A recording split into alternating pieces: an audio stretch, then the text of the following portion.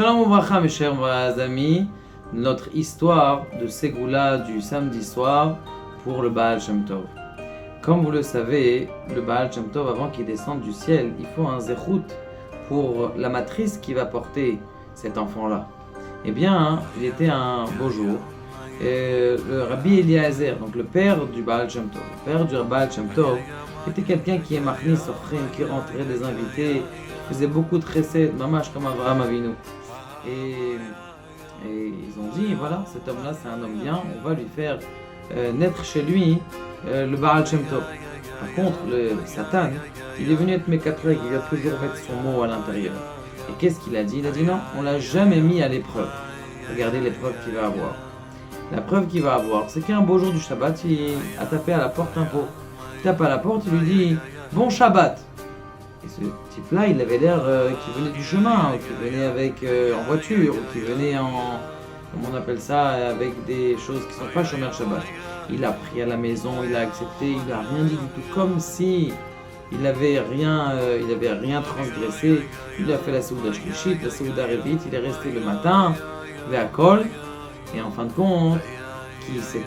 Le lendemain, il lui dit écoute, sache que j'étais Eliyahu Hanavi. Je voulais voir comment tu allais te comporter, ou est-ce que tu allais mettre un regard négatif sur ma personne parce que j'ai transgressé le Shabbat. Mais tu n'as eu aucun rapport avec ça. Tu as toujours été tolérant avec moi. Et comme tu as été tolérant, tu vas mériter d'avoir la Neshama du Baal Shem Tov qui va venir chez toi.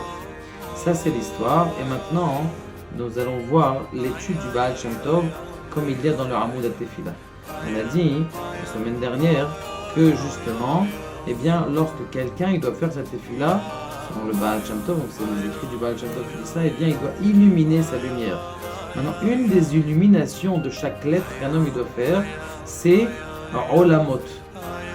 Agav, il faut savoir que dans les paroles que je suis en train de dire, il a ramené en bas dans l'explication que le Baal Shem Tov, il a envoyé une lettre, et dans cette lettre, il a le secret de comment faire venir le Mashiach, et que tout le monde doit connaître ce secret-là pour que le Mashiach puisse venir.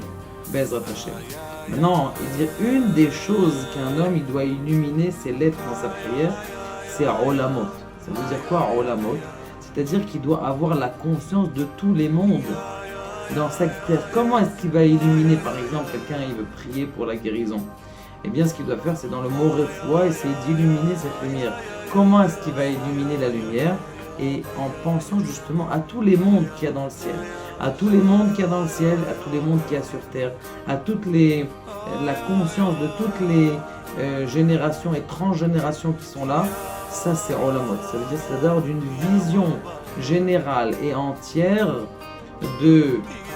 dans sa prière de la lettre, et c'est ça qui va faire vivre la lettre, c'est ça qui va faire guérir la personne, et c'est ça qui va donner une puissance extraordinaire à la prière.